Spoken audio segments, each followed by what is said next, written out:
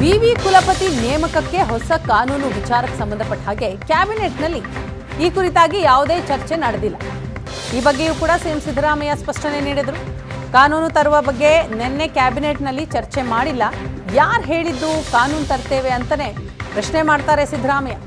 H K Patil ಹೇಳಿದ್ರೆ ಅವರನ್ನ ಕೇಳಿ ಅಂತ ಸಿದ್ದು ಹೇಳ್ತಾರೆ.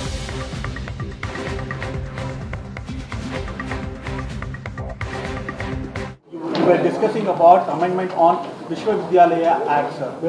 The government will take a decision on appointment of the vice chancellor. Who is saying all this? Hey, who said this? Sir, yesterday the cabinet. Who said this? Were you in the cabinet? Then who told you? The meeting, sir. Who told you? Not briefing, sir. The briefing. ಯಾರು brief ಮಾಡಿದದು? HK Patel.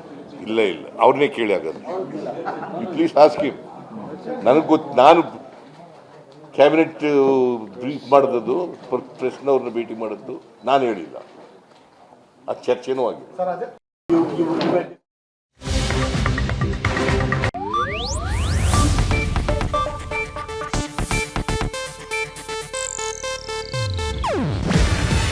ಇದು Asianet news network ಪ್ರಸ್ತುತಿ.